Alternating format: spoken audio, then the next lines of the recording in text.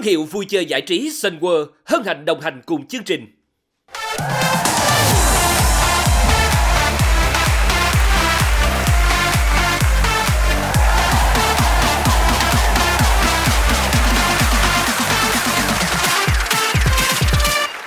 Chào mừng tất cả quý vị đang đến với chương trình Đấu Trường Võ Nhạc. Thưa quý vị, chương trình Đấu Trường Võ Nhạc do Đài Truyền hình Thành phố Hồ Chí Minh kết hợp cùng công ty truyền thông giải trí Điền Quân thực hiện và với sự đồng hành của thương hiệu vui chơi giải trí Sun World. Và giờ phát sóng của chương trình Đấu Trường Võ Nhạc vào lúc 19h30 thứ Bảy hàng tuần trên kênh HTV7. Quý vị nhớ đón xem và luôn luôn theo dõi, ủng hộ cho tất cả các thí sinh của chương trình Đấu Trường Võ Nhạc nha. Thưa quý vị, chúng ta đã trải qua 3 vòng thi và đến vòng thứ 4. Ở tập vừa rồi thì chúng ta đã chọn ra được 2 nhóm vào vòng bán kết. Đó chính là nhóm Lửa Thiên và đội Võ Nhạc Taekwondo Việt Nam. Và ngày hôm nay chúng ta sẽ đến với đêm thi thứ 2 của vòng 4, vòng đại chiến. Và trước khi đến với đêm thi đại chiến thì bây giờ chúng ta hãy cùng gặp gỡ những nhân vật quyền lực. Đó chính là ban giám khảo.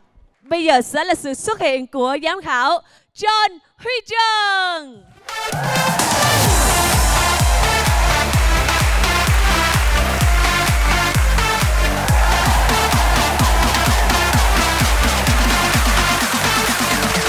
Hãy cùng chào đón giám khảo Gemma Nguyễn.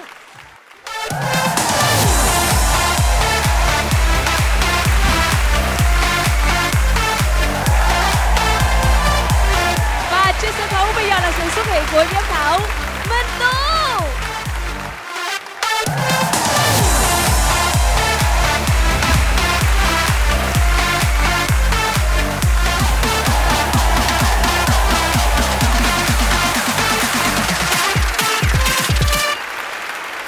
Xin được cảm ơn bộ ba giám khảo và xin mời anh chị sẽ quay trở về chỗ ngồi của mình nhé. Và bây giờ hãy cùng chào đón khách mời của chúng ta trong buổi tối ngày hôm nay, diễn viên Lê Dương Bảo Lâm.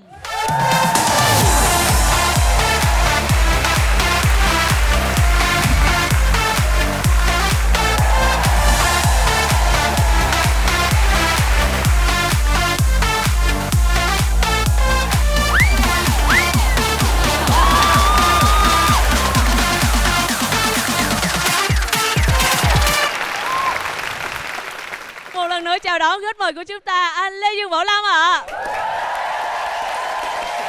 Em biết chắc chắn là ngày hôm nay em chọn cái bộ đồ này nhưng mà anh cũng phải nổi hơn em, và rõ ràng anh ra là anh chơi một màu cam là chặt tan nát em rồi anh. Anh nghe nói là đôi guốc của em ngày hôm nay mượn luôn đúng không? Có không? Em mượn của ai vậy? Dạ, của chị Minh Tú. Rồi, đó có Tú á, sao cho mượn Tú? Trời, giờ không lẽ không cho. Thôi MC phải chuyên nghiệp chứ đồ có mượn không? Mượn luôn. Mượn luôn, trời đất ơi. Anh ơi, anh. Thôi được rồi. Được chứ Tú? Tội em, được rồi anh. Tú xúi anh chặt em á trời. Rồi sao cho anh về chỗ được chưa cưng? Không, mình phải giao lưu. Giao lưu nữa hả? Giao lưu. Rồi, giao lưu làm sao nè? Dạ, anh đã làm rất là nhiều giám khảo của rất nhiều chương trình, là hài có nè, diễn xuất cũng có, ca nhạc cũng có. Mà ngày hôm nay lần đầu tiên đến với chương trình võ thuật thì anh đang mong chờ là anh sẽ thấy được những tiết mục như thế nào ạ? Từ trước tới giờ Lâm chỉ thấy là hát cùng âm nhạc, hoặc là Lâm nghe bản thân Lâm siết thì cũng kết hợp âm nhạc vô, hoặc là ca cổ mà mình kết hợp với rap hay đó. Và đây là cái chương trình đầu tiên mà Lâm cảm giác rất là lạ, bởi vì vừa kết hợp giữa võ cũng như là kết hợp với âm nhạc. Đây là một cái thể loại rất mới. Lâm tin chắc là cái chương trình này sẽ rất là thu hút cái lượt người xem rất là nhiều, bởi vì đây là chương trình rất là lạ và hấp dẫn. Wow. Rồi sao này, mời anh về dưới chưa? Tính hỏi nữa nhưng thôi sợ bị chặt quá nên thôi mời anh. Thôi hỏi nữa đi, hỏi nữa đi. Hỏi nữa hả? Ừ. Nhưng em hết câu hỏi rồi. Nhỏ này vô duyên ghê hết rồi.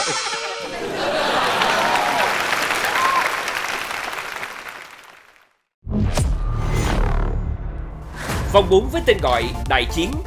Ở vòng này, 8 nhóm nguy hiểm của vòng quyết đấu sẽ thi với nhau để giành 4 tấm vé vào vòng bán kết. Cách thức chấm điểm. Trong vòng đại chiến này, các đội sẽ trải qua 2 phần, phần biểu diễn và phần song đấu.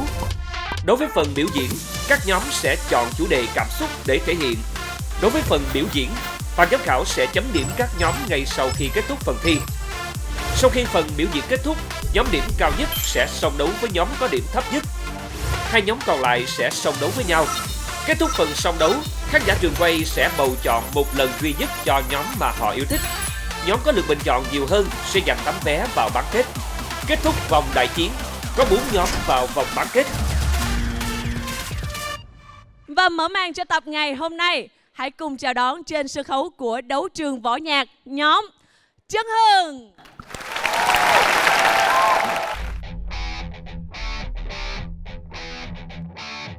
Ở vòng 4 này thì Quyền sẽ đổi phong cách của Trấn Hưng một chút.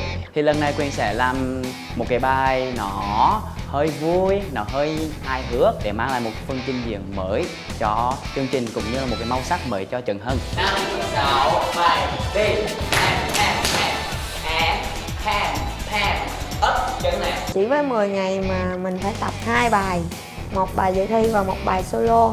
Cũng rất là căng cho nhóm, tại vì nhóm không có thời gian để tập nhiều. Đa số phần là các bạn đi học, đi làm. Anh Quyền cũng cố gắng dành hết thời gian, tâm huyết của mình để tập luyện cho nhóm các kỹ thuật khó. Nhóm hy vọng ở vòng 4 này nhóm sẽ bộc phá hơn.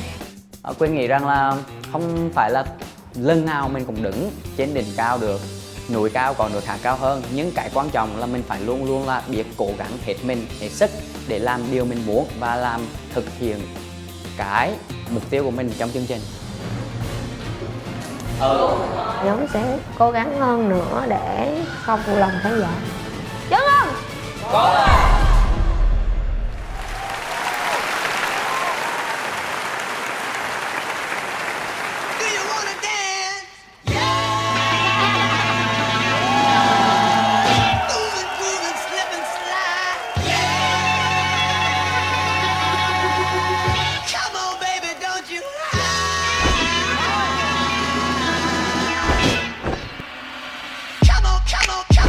Come on, baby, come on, baby, come on,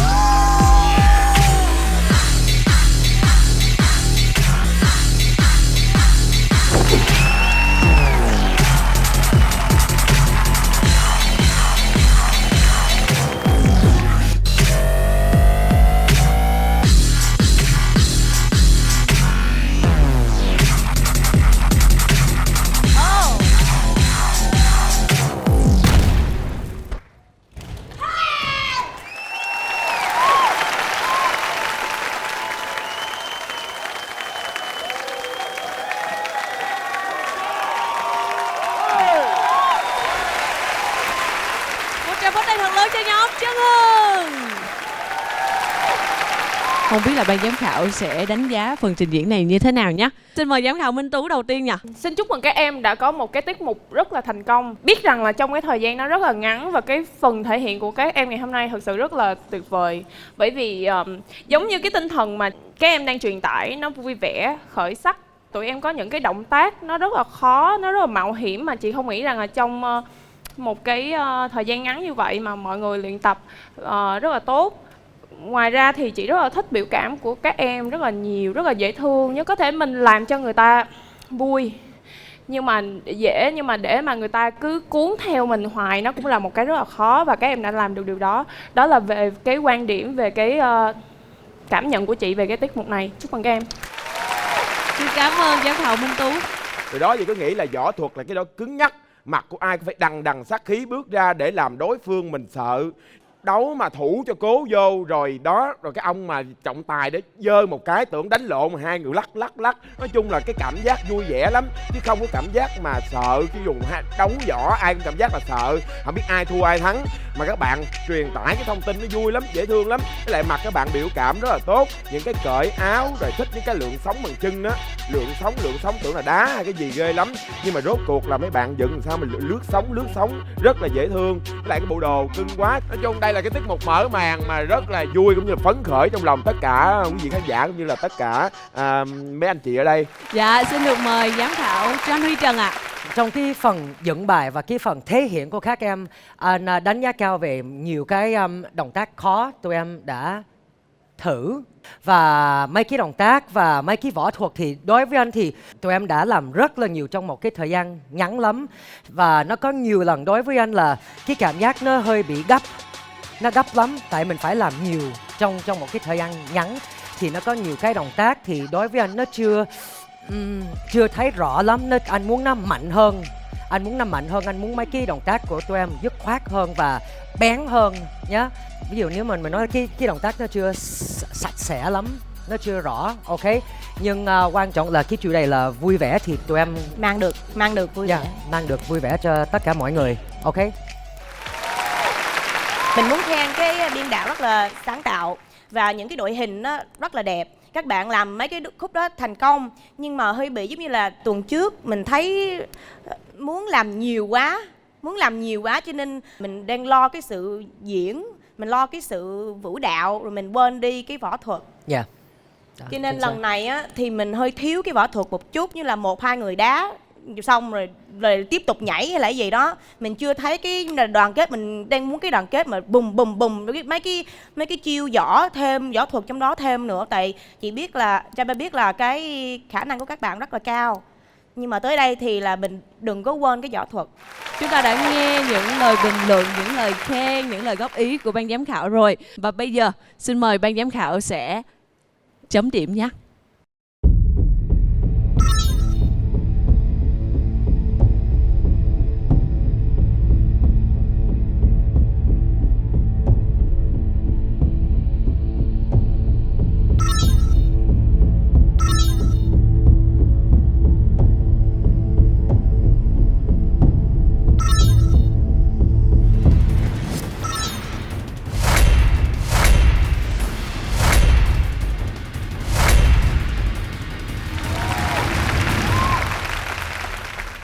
Xin được cảm ơn ban giám khảo và cảm ơn nhóm Trấn Hưng một lần nữa. Chúc mừng các bạn đã hoàn thành thật tốt phần thi của mình. Chúng ta sẽ gặp lại sau nhé.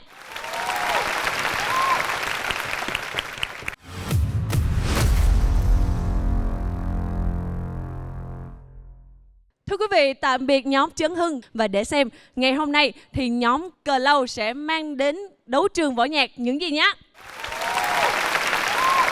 Từ khi tham gia chương trình thì cái thời gian tập luyện của mình cũng như của cả nhóm đã ảnh hưởng khá là nhiều đến cuộc sống của mình. Nhưng cái niềm đam mê và cái lòng nhiệt huyết của chúng mình vẫn cháy. Và mình muốn thể hiện trên sân khấu cái sắc phái của võ cổ truyền, cũng như là muốn cho mọi người biết được võ cổ truyền là một phần của dân tộc.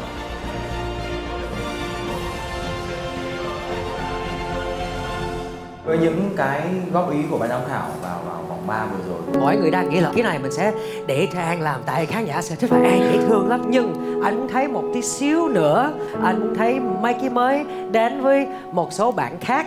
nó sẽ có những vấn đề như thế này là An quá bé để có thể xếp cân đội hình là cái thứ nhất. Cái thứ hai là An di chuyển đến đâu thì ánh mắt của mọi người sẽ dõi theo An ở đấy. Nên là Hiền cũng suy nghĩ rất là nhiều, phải chăng là Hiền có một cái cách nhìn vào nhóm nó đang không được phong phú. Thì ở vòng 4 này Hiền có nhờ Tân giúp nhóm có một màu sắc mới hơn. Nó là thử thách rất là lớn bởi vì rất mất nhiều thời gian để có thể tìm hiểu lại nhóm, cũng như là những áp lực mà Tân và Hiền mang lại cho nhóm để cho họ có thể thay đổi, đột phá hơn. Và 4 tiếp luôn, 5, 6, 7, 8, 1 luôn. Sau những 3 vòng vừa rồi các bạn vẫn gọi là không nghe được nhạc. 6, 7, 8, 1. Nó càng lộ rõ hơn nữa là khi mà thời gian tập quá ngắn như thế này, các bạn phải tự ép mình là mình phải nhớ, phải làm được ngay khi mà không còn thời gian nữa.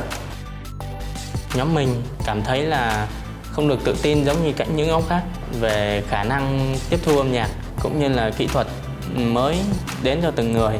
Thì mỗi người đều phải cố gắng hết sức, ép bản thân của mình phải vượt trội lên.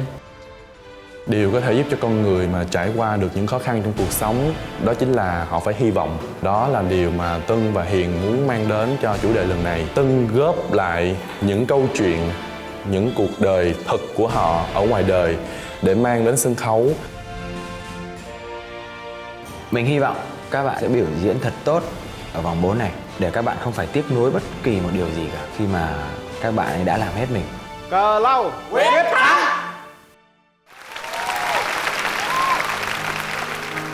Từ khi sinh ra, mỗi người trong chúng ta luôn cố gắng theo đuổi một điều gì đó. Điều đó là đam mê. Tôi thích lắm chứ, thích được theo đuổi và muốn được chạm tới nó. Nhưng còn gia đình tôi, ai sẽ là người chăm sóc cho họ?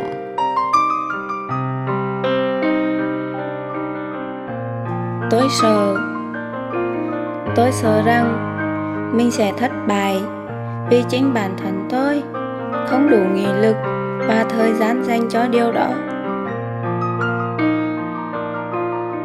Nhiều đó thôi cũng đã làm tôi muốn từ bỏ đam mê của mình. Sao khó quá. Tôi ước một lần được sống với điều đó cùng với những con người như tôi.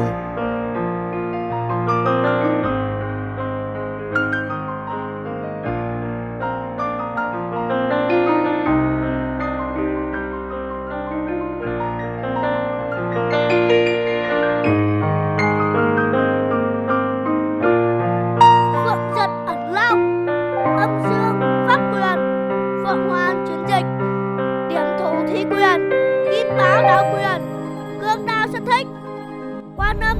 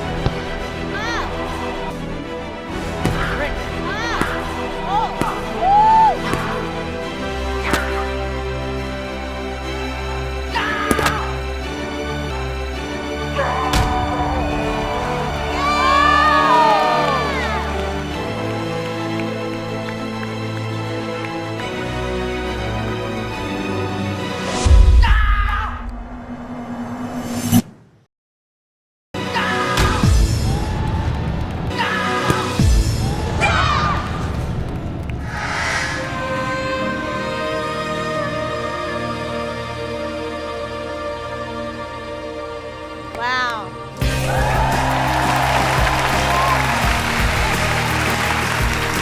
Và vừa rồi là phần trình diễn của nhóm Cờ Lâu. Không biết là hiện tại thì ban giám khảo đang có những cảm xúc gì có thể chia sẻ cho chúng tôi được biết được không ạ?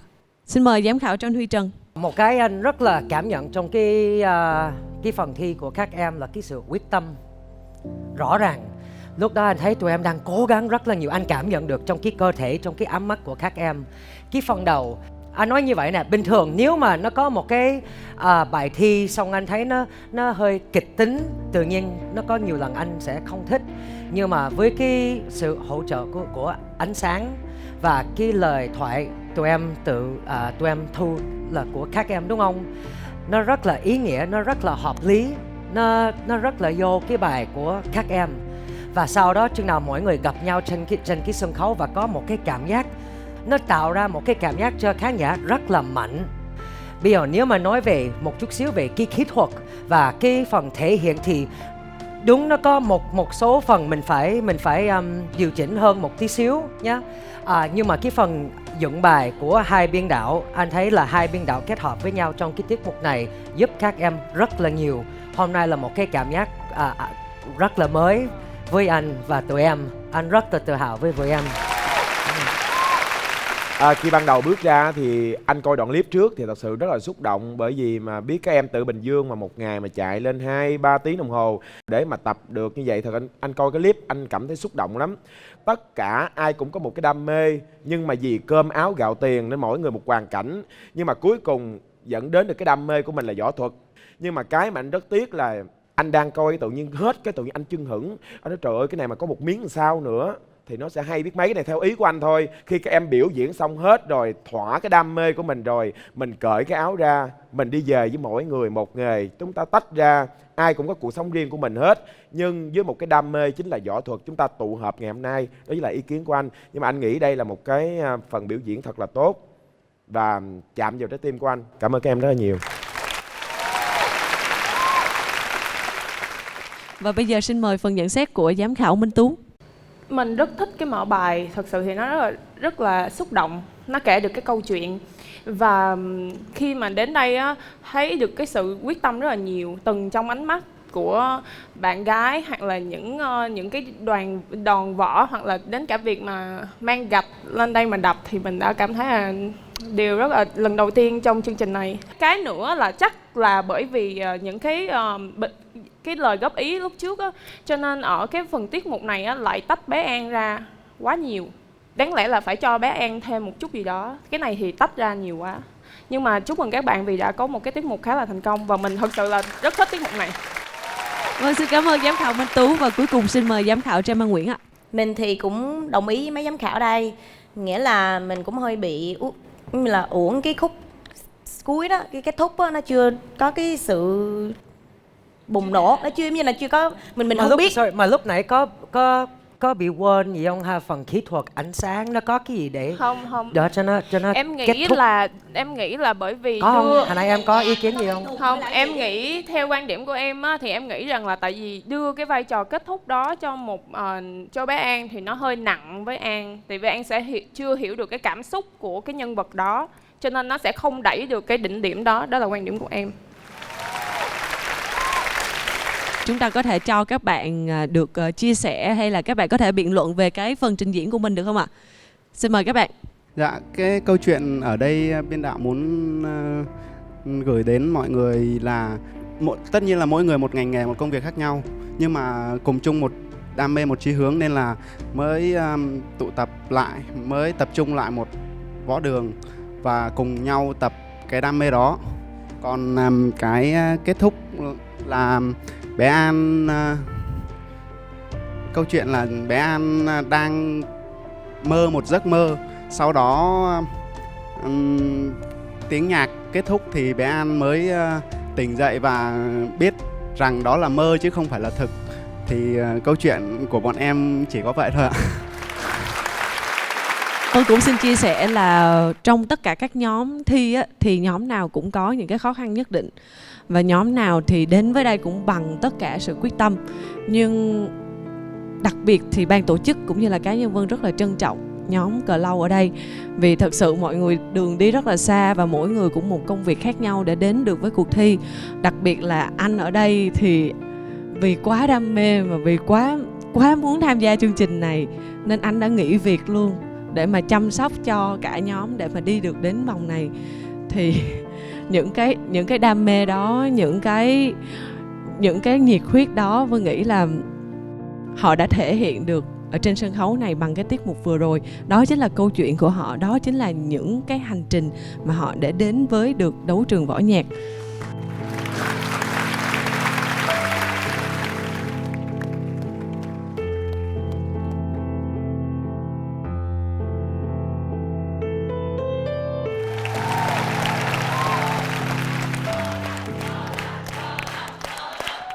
Vâng, và bây giờ xin mời ban giám khảo sẽ dành những số điểm cho nhóm Cờ Lâu nhé.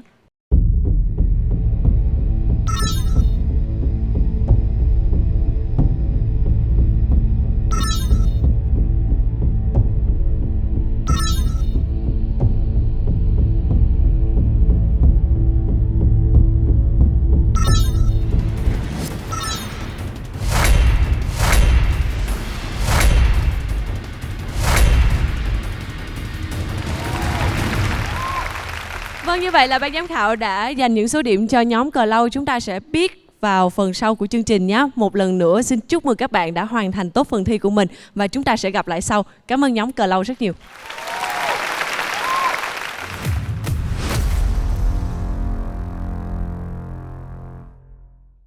Thưa quý vị, tạm biệt nhóm Trấn Hưng và nhóm Cờ Lâu. Bây giờ chúng ta sẽ đến với nhóm thí sinh thứ 3. Và để xem đến với đêm cảm xúc này, họ sẽ mang lại những cung bậc gì cho chúng ta nhé. Hãy cùng chào đón nhóm Vô Vi Nam 1978.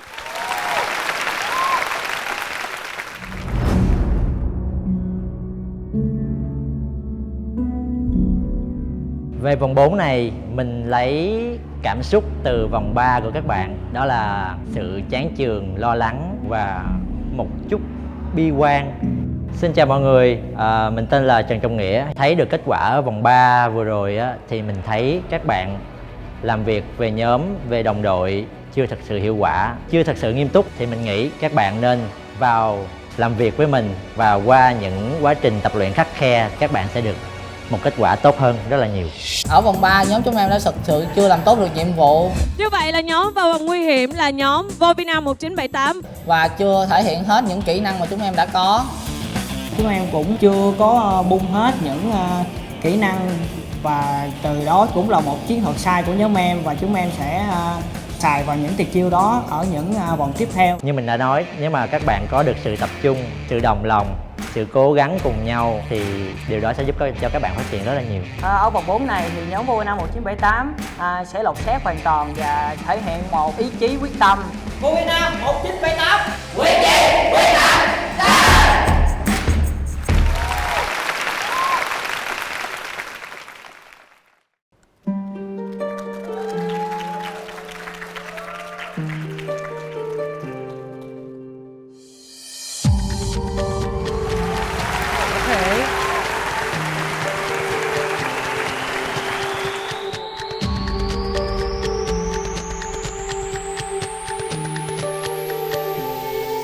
I'd rather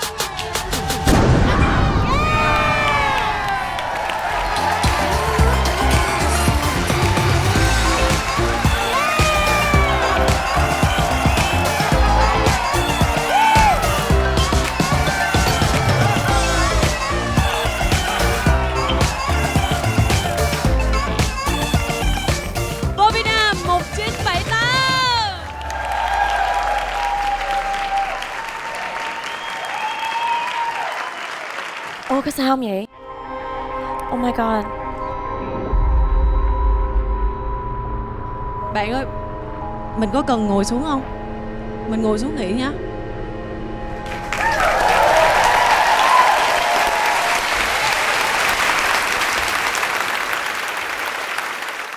Anh sẽ nhắc lại về cái bài trước đây, cái bài của các em đó, cái bài Bảy Chú Lùn. Và tụi em rất là may mắn và lúc đó giám khảo quyết định mình không có loại ai.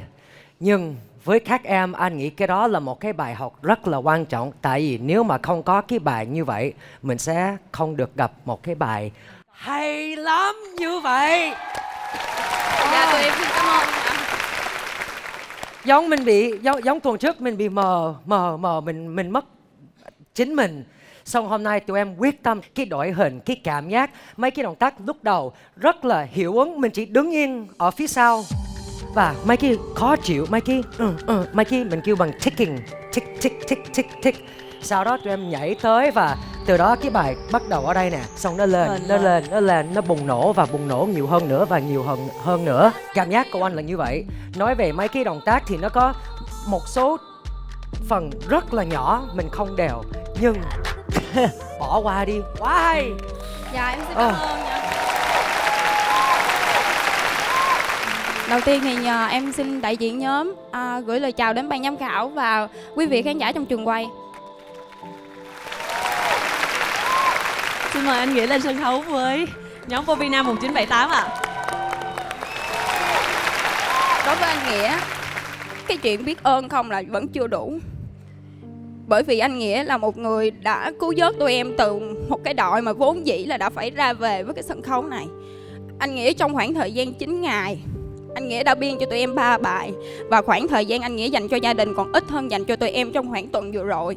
Tụi em cảm thấy rất là biết ơn. Và bài hôm nay chúng em thể hiện mọi thứ và tất cả đều vì anh Nghĩa. Thấy ban giám khảo cũng rất là xúc động. Chắc xin được mời anh Lê Dương Bảo Lâm ạ. Không cần biết vòng trước các bạn diễn như thế nào, bởi vì vòng này các bạn diễn quá tốt. Cho nên cái tinh thần đồng đội các bạn rất là có. Và bây giờ biết là cái chân bạn đang đau nhưng mà trong lòng bạn sướng lắm. Bạn là chân đau mà bạn là người nhảy sung nhất. Bạn là người thần thái tốt nhất. Ông nhảy nuốt hết tất cả luôn. Nói chung ông nhảy mà cái thần thái của ông vũ, ông rần. Ban đầu em nghĩ cái chân của ổng là trang trí thôi, gắn xanh vô cho người ta chú ý tới mình thôi. Ai ngờ chân ổng đau mà ổng nhảy hú hồn. Dạ em xin cảm ơn. Thì hôm nay tụi em thay đổi rất là nhiều. Từ thần thái, từ cái cách tụi em thể hiện những cái năng khiếu của mình, võ thuật, vũ đạo. Chị cũng hiểu được rằng tụi em đã cũng phải cố gắng như thế nào. Và khi mà mình đã bước vào cái cửa như là nghĩ là mình sẽ ra về rồi, nghĩ là mọi thứ nó sẽ tắt rồi. Nhưng mà biên đạo của tụi em giỏi thì đúng là rất là giỏi, nhưng mà ngoài ra thì các em cũng phải cảm ơn bản thân của tụi em vì tụi em cũng đã cố gắng. Ví dụ biên đạo có giỏi như thế nào mà mình không có cố gắng thì cũng như vậy à. Đó, cho nên là chúc mừng tất cả các em. Dạ em xin cảm ơn chị. Xin cảm ơn giám khảo Minh Tú. Xin mời giám khảo Trâm Văn Nguyễn ạ. Mình thấy cái bài này nó quá hay, mà các bạn đang biểu diễn quá giỏi. Mình cũng khen là mình dùng cái đạo cụ rất là thông minh. Lần đầu mình thấy cái đạo cụ mà người ta như là mình lộn cái backflip mà mình dùng cái đạp trên cái dây mà lộn được, đó là lần đầu các bạn thử phải không? Dạ đúng rồi. Quá hay luôn. Rồi đúng chủ đề luôn chị. Cái dây như là những cái khó khăn trong cuộc sống của mình, lúc nào nó cũng quấn mình lại. Nhưng mà mình đạp cái khó khăn, mình văng ra một cái là đạp qua những cái thử thách, cái khó khăn. Đúng không mấy em? Hay dây đó. Đúng rồi. Dạ thật ra anh nói đúng một phần à. Một phần thôi. Tôi cố gắng tôi biện luận mà chỉ một phần thôi.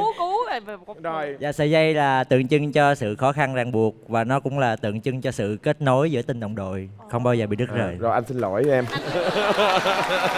Ngày hôm nay chúng ta đã nhận được mưa lời khen của ban giám khảo. Và bây giờ xin mời ban giám khảo sẽ chấm điểm cho nhóm Vô Vi Nam 1978 ạ.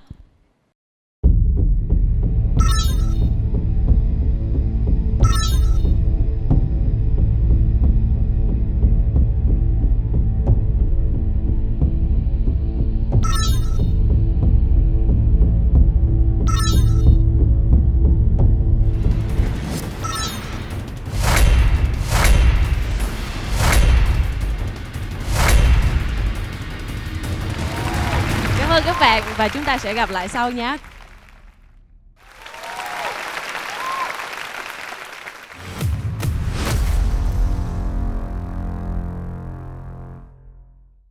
Và bây giờ chúng ta sẽ đến với phần thi của nhóm cuối cùng trong phần 1 của buổi tối hôm nay. Và hãy cùng chào đón nhóm Người Anh Em.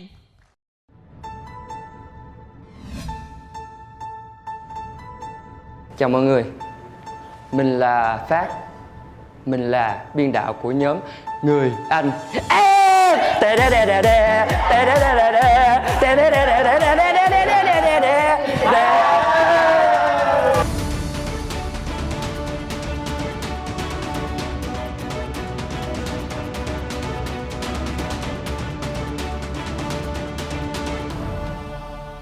Ở 3 vòng trước thì nhóm đều lựa chọn cùng một thể loại, đó chính là sôi động và trẻ trung. Nhưng ở lần này nhóm muốn thay đổi màu sắc của mình bằng cách là chọn một cái thể loại hoàn toàn đối lập lại, đó chính là nhẹ nhàng và sâu lắng. Vòng 4 là vòng cảm xúc thì Phát và nhóm Người Anh Em chọn chủ đề là tuyệt vọng. Cái quan trọng là cái cảm xúc, điều này cũng rất là khó khăn cho các bạn. Tại vì đa số các bạn thì cũng còn hơi nhỏ, cho nên có thể là các bạn cũng chưa có hiểu được cái cảm giác nó như thế nào. Phát phải cố gắng giải thích làm sao để cho các bạn phải sống trong cái nhân vật đó và phải hiểu được cái nhân vật đó. Tụi em cảm thấy rất là mệt mỏi, đôi lúc cũng thấy nản luôn.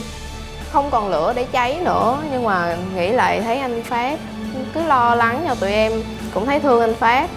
Rồi tự nhủ với nhau là cố gắng lên, tự thắp lửa cho nhau và cố gắng vượt qua vòng thi lần này. Anh hy vọng là cái bài trình diễn của các em sẽ thành công, thật nhiều cảm xúc như anh em mình mong đợi. Và anh thì lúc nào cũng yêu quý tụi em hết.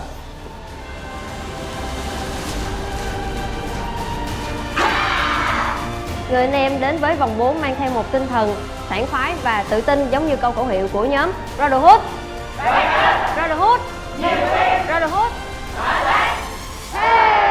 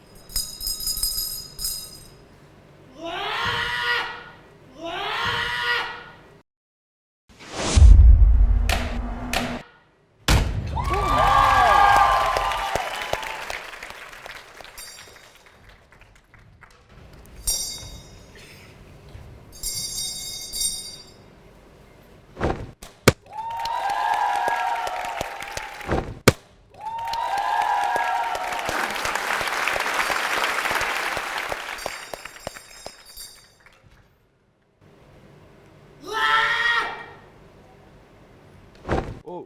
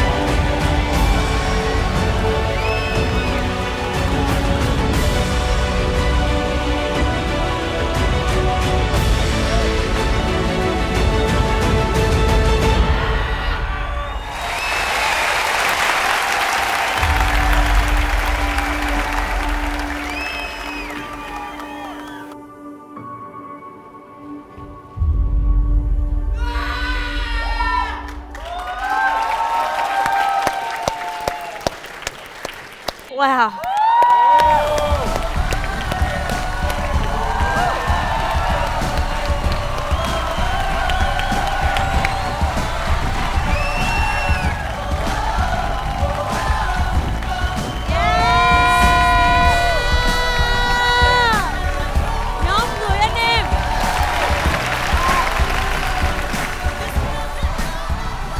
Ngày hôm nay Vân nghĩ là một đêm thi rất là nhiều cảm xúc, rất là nhiều cảm xúc đến từ tất cả các nhóm. Em có bao giờ diễn bao giờ chưa, nghĩa là cái diễn như là acting cái kiểu mà em trình bày ở đây đó? Thật sự là em không bao giờ diễn gì. Vì em phải research học thêm hay là tại sao em làm giỏi quá vậy? Dạ em đặt mình vô nhân vật với nhờ anh biên đạo đẩy cảm xúc em lên. Em bữa nay em diễn làm chị cảm động luôn á, rất là hay. Mà tất cả mọi người đều có cái sự đoàn kết đó, nó thấy cảm động, rất là cảm động. Và cái idea cho ra là dùng cái chuông á, là cái đó là biên đạo nghĩ ra hay là ai nghĩ ra cái đó? Dạ là anh biên đạo luôn ạ. Rất là hay. Lần đầu mình thấy như là tuyệt vời, mình trời không biết nói sao. Oh my god, it's so good. So good. Quá hay. Nếu mà nói về diễn xuất thì xin phép được mời phần nhận xét của giám khảo Lê Dương Bảo Lâm ạ. Thấy là ông Phát mà xuất hiện, tôi nói chắc chắn là cái đội này có cái để coi. Nói chung là em cho khán giả được cái nghe được cái nhìn luôn. Họ cuốn theo cái câu chuyện của em rất là nhiều. Với lại cảm xúc của em trai rất là tốt. Với lại cái gương mặt của em quá điện ảnh. Đó, nhìn vô sau này mà em muốn làm diễn viên là chắc chắn bây giờ em có hội đủ tất cả các yếu tố rồi đó. Đủ 18 tuổi vô sân khấu học liền, chắc chắn sẽ nổi tiếng nha, thiệt luôn. Rồi anh thấy cái khúc này lại thấy cái tinh thần đoàn kết nữa. Bây giờ là một bạn mà trong nhóm mình bị mù con mắt rồi, nhưng mà bịch vô hết tất cả mọi thứ, như là cùng đồng cam cộng khổ với bạn. Anh cảm thấy được cái sự đoàn kết và đúng với chủ đề là tuyệt vọng luôn. Đây là tiết mục anh cảm giác đối với anh hay nhất từ đầu tới giờ anh coi.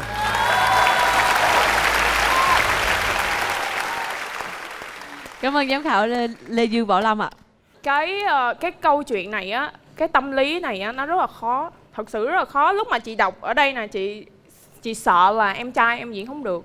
Lúc đầu á chị rất là lo, nhưng mà chị thật sự rất là bất ngờ về cái khả năng diễn xuất của em. Nó tuyệt vời. Và cái ý tưởng trong bài này rất là hay, nói được cái tinh thần đoàn kết. Giống như anh Lâm nói là lúc đó là cái bịt mặt rồi, mình không thấy gì được hết, mình chỉ còn cảm nhận được từ trái tim đến trái tim, giống như là chị cảm nhận trái tim chị đến trái tim anh Lâm. Dễ thương không? Đó. Cái phần taekwondo, cái võ thuật của mình chắc luôn tụi em rất là chắc. Anh không bao giờ cần lo lắng về cái phần đó của các em, vì tụi em hiểu nhau, tụi em cảm nhận nhau. Và cái phần vũ đạo, thực sự là cái động tác trong cái bài này nó rất là khó, nó đương đại, nó mượt, nó có cái hít thở và nó cũng có mấy cái động tác nó rất là chắc và dứt khoát luôn. Thì cái phần đương đại với cái taekwondo của các em, cái đó phải khen biên đạo rất là hay. Phát ơi, hay. Mời biên đạo lên sân khấu luôn đi.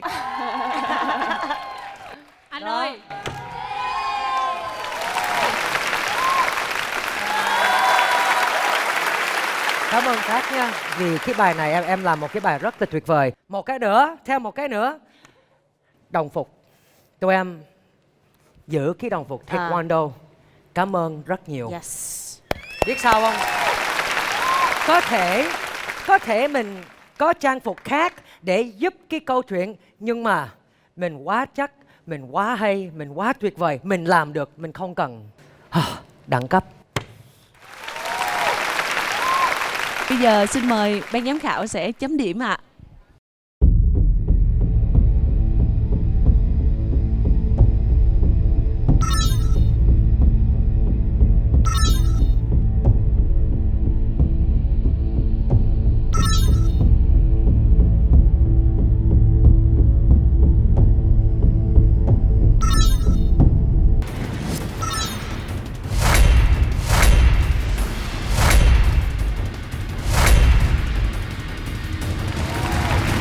Vậy là ban giám khảo đã có số điểm dành cho nhóm Người Anh Em. Một lần nữa xin chúc mừng các bạn và chúng ta sẽ gặp lại ở phần công bố kết quả nhé. Cảm ơn các bạn.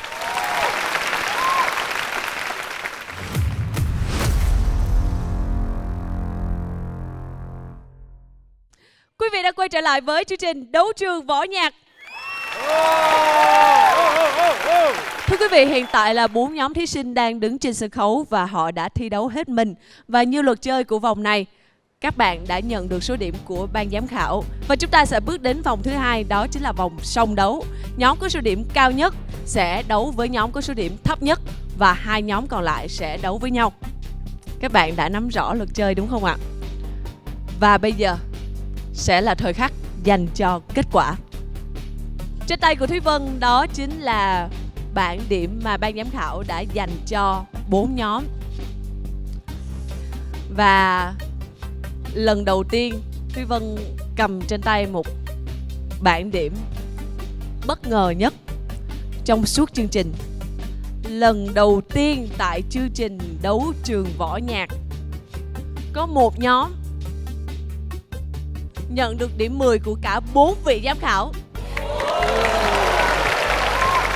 Đây chính là nhóm có số điểm cao nhất trong buổi tối ngày hôm nay. Xin được chúc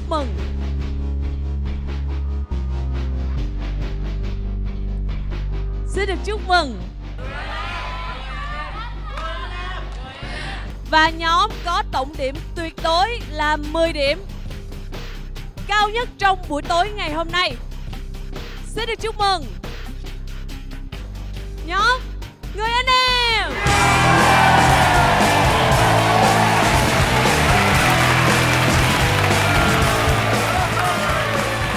Các bạn đã rất xuất sắc và có số điểm cao nhất. Kỷ lục của chương trình Đấu trường Võ Nhạc là 10 điểm đến từ cả 4 vị giám khảo. Một lần nữa xin được chúc mừng các bạn.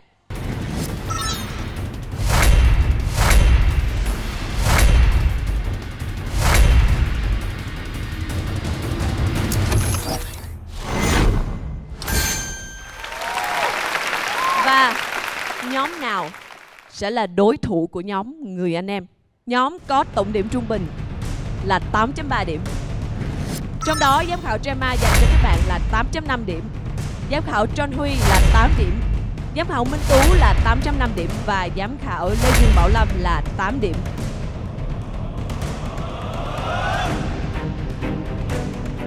Và nhóm sẽ phải thi đấu với nhóm Người Anh Em. Thúy Vân xin được công bố, đó chính là nhóm Trấn Hưng. Như vậy là chúng ta có hai nhóm còn lại sẽ là đối thủ của nhau. Trong đó nhóm Vô Vi Nam 1978 đứng thứ hai với tổng điểm là 9.3 điểm. Giám khảo Gemma dành cho các bạn 9.5 điểm. Giám khảo John Huy dành cho các bạn 9.5 điểm. Và giám khảo Minh Tú cùng giám khảo Lê Dương Bảo Lâm dành cho các bạn 9 điểm.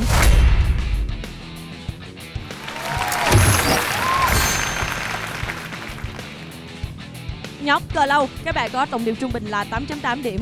Giám khảo Gemma dành cho các bạn 8.5. Giám khảo John Huy là 9 điểm. Giám khảo Minh Tú là 8.5 và giám khảo Lê Dương Bảo Lâm là 9 điểm.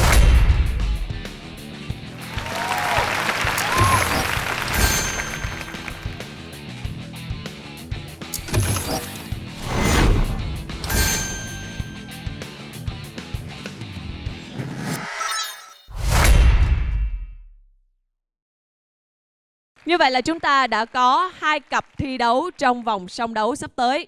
Đó chính là nhóm Người Anh Em sẽ đấu với nhóm Trấn Hưng và nhóm Vô Vi Nam 1978 sẽ đấu với nhóm Cờ Lâu.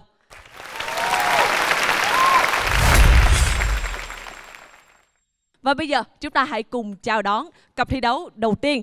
Xin được mời nhóm Người Anh Em và nhóm Trấn Hưng. Cố lên! Và các bạn đã biết luật thi đấu của mình. Chúng ta sẽ cùng thể hiện những gì tinh túy nhất của môn võ mà mình đang theo đuổi trên cùng một nền nhạc nhé. Và nhóm Người Anh Em, các bạn là nhóm có số điểm cao nhất, số điểm tuyệt đối là 10 điểm. Và bây giờ các bạn sẽ có sự lựa chọn mình được thi trước hay là mình thi sau. Dạ, đội em chọn thi trước.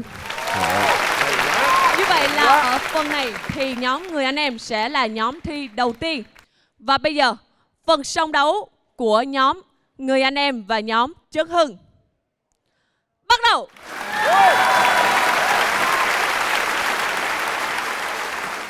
Cố lên.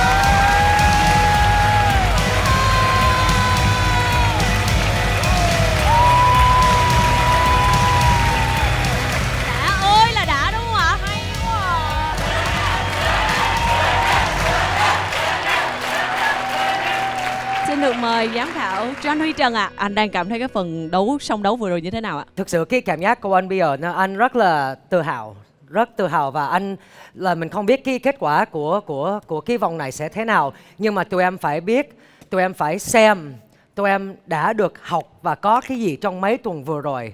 Đó là một cái món quà rất là lớn tụi em sẽ giữ trong đây và tụi em sẽ có cái đó với nhau. Vâng, chắc chắn là như vậy ạ. Khán giả thân mến, các bạn hãy truy cập vào website đấu trường-võ-nhạc.com để bình chọn cho nhóm Người Anh Em hoặc nhóm Trấn Hưng. Và thời gian bình chọn dành cho 101 khán giả tại trường quay bắt đầu.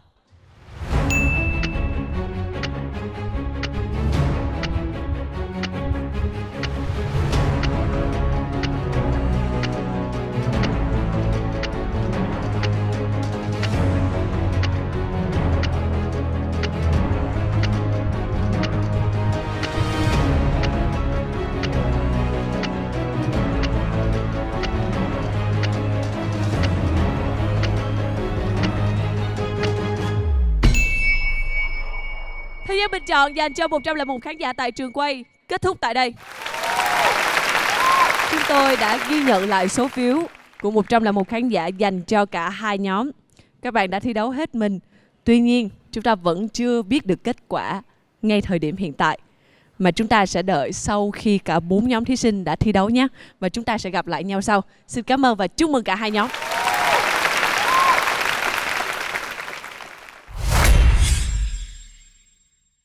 Thưa quý vị, và hiện tại bên cạnh Thúy Vân đó chính là hai nhóm Vô Vi Nam 1978 và nhóm Cờ Lâu.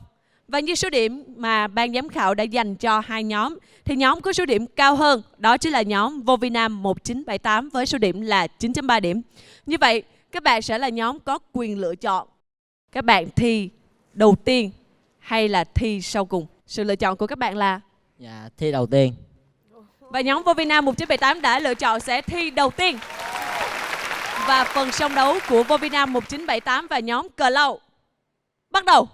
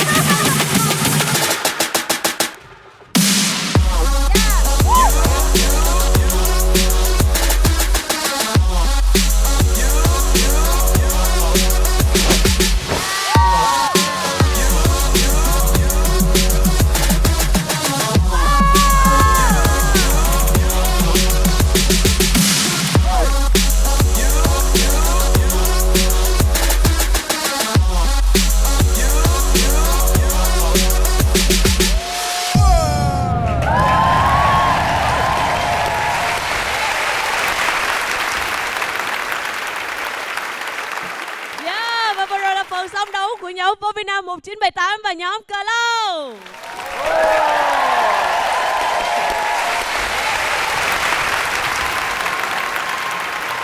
Trước khi mà chúng ta đến với phần bình chọn thì ban giám khảo nghĩ sao về phần song đấu này? Xúc động quá à. Có nghĩa là nó quá hay. Ai ra về mình cũng tiếc hết mà mình không muốn. Nhưng mà bây giờ dù cái cuộc thi á, là chắc chắn là phải có người đi và kẻ ở rồi, cái là cái quy luật từ trước giờ rồi. Nhưng các bạn nếu mà có rời khỏi cuộc thi này á, thì cũng đừng có buồn, bởi vì chúng ta đã cháy hết mình sân khấu rồi mà không mắc gì chúng ta buồn hết. Cái tinh thần, cái đoàn kết, cái mà yêu thương lẫn nhau là quan trọng. Cảm ơn các bạn rất là nhiều. Dạ, em xin cảm ơn. Thời gian bình chọn của 101 khán giả tại trường quay dành cho hai nhóm Vô Vi Nam 1978 và nhóm Cờ Lâu. Thời gian bình chọn bắt đầu.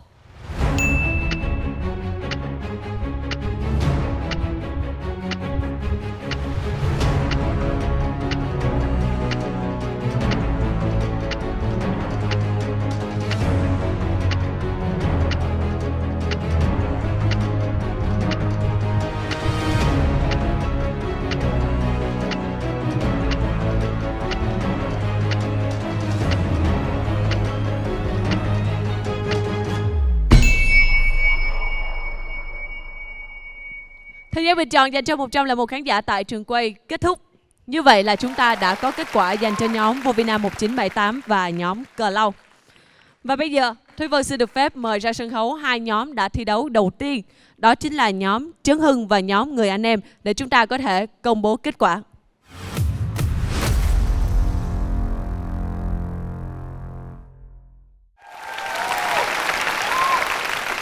Vâng thưa quý vị, họ đã thi đấu hết mình qua hai phần thi. Phần đầu tiên đó là phần biểu diễn với chủ đề cảm xúc, đã mang lại rất nhiều xúc cảm cho quý vị khán giả ở đây. Và phần thứ hai là phần song đấu. các bạn đã đưa ra một bài toán bất phân thắng bại dành cho 101 khán giả. Tuy nhiên, kết quả đã có trên tay Thúy Vân. Và bất kỳ cuộc chơi nào cũng sẽ có người thắng, người thua. Chúng ta có 2 nhóm thí sinh đã thi đấu. Nhóm đầu tiên là nhóm Người Anh Em và nhóm Trấn Hưng.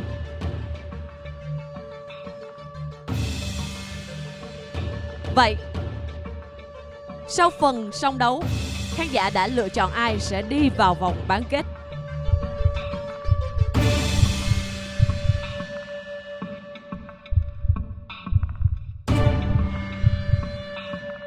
Khán giả đã rất yêu mến cả 2 nhóm. Và Thúy Vân đã có một tỷ số chỉ trên nhau 1 phiếu là 50 và 51 phiếu.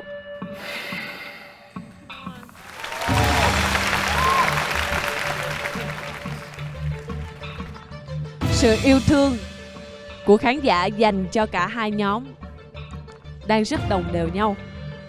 Tuy nhiên, nhóm đi vào vòng tiếp theo chỉ có 1. Và Thúy Vân xin được chúc mừng nhóm với số phiếu là 51 phiếu.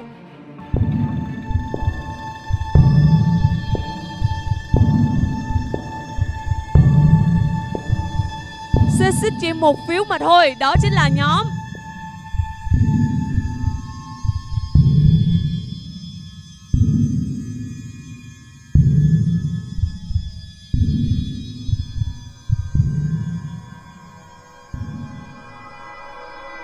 Nhóm với số phiếu là 51 phiếu, Người Anh Em.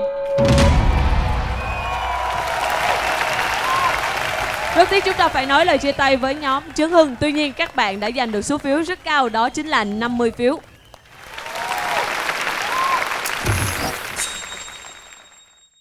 Và bây giờ sẽ là kết quả của cặp thi đấu thứ 2. Vậy thì trong ngày hôm nay, nhóm nào sẽ là nhóm đi tiếp và nhóm nào sẽ là nhóm dừng lại cuộc chơi?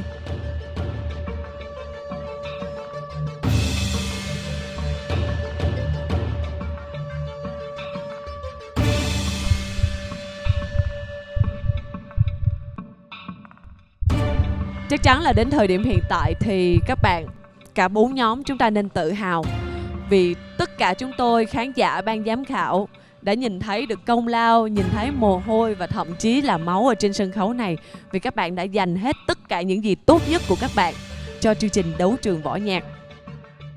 Tuy nhiên, cuộc chơi nào cũng có quy luật của nó và nhóm chiến thắng chỉ có một. Thúy Vân xin được công bố tỷ số dành cho hai nhóm là 52 và 49. Cũng là một tỷ số rất xít sao.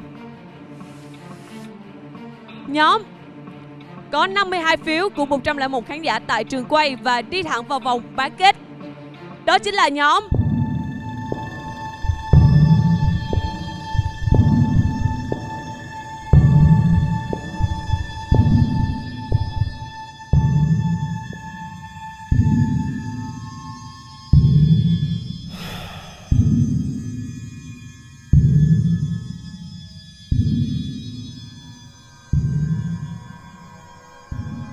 Vovina 1978. Chúc mừng các bạn.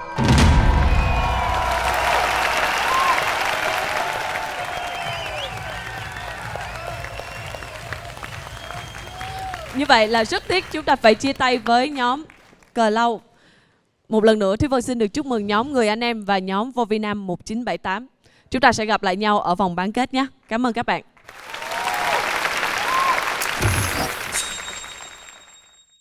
Thật sự Vân nghĩ đây là một quyết định rất là khó khăn của 101 khán giả tại trường quay. Vì cả hai nhóm, các bạn nhóm Trấn Hưng và nhóm Cờ Lâu, các bạn đã rất xuất sắc trong đêm ngày hôm nay. Các bạn thể hiện hết mình, vượt qua hết tất cả những khó khăn để mang lại những phần trình diễn tốt nhất. Và bây giờ thì các bạn hãy chia sẻ một tí với lại quý vị khán giả cũng như là ban giám khảo được không ạ? Đầu tiên xin mời nhóm Trấn Hưng. Thật sự thì tham gia chương trình này thì nhóm chúng em cũng học hỏi rất là nhiều và quen biết rất là nhiều bạn. Và nói chung là hôm nay chúng em được về nhưng mà chúng em có được rất là nhiều thứ chứ không phải là ngày hôm nay mất.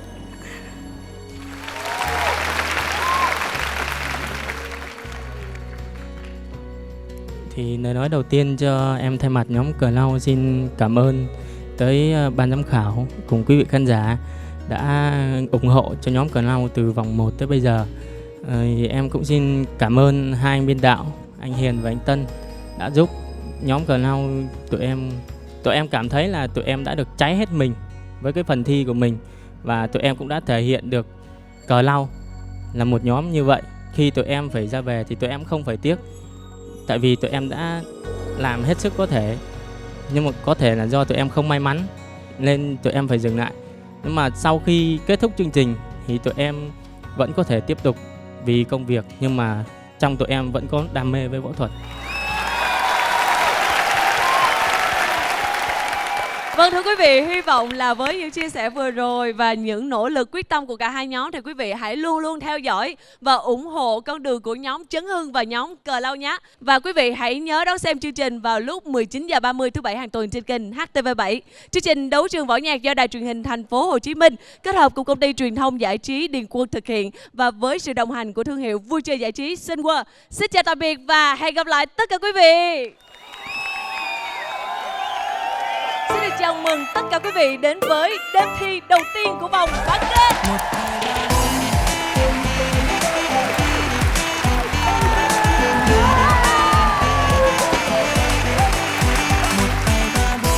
Một cái bộ môn võ thuật đầy tính nghệ thuật. Đón xem tập 13 Đấu trường võ nhạc phát sóng vào lúc 19h30 ngày 7 tháng 7 năm 2018 trên kênh HTV7. Thương hiệu vui chơi giải trí Sun World hân hạnh đồng hành cùng chương trình.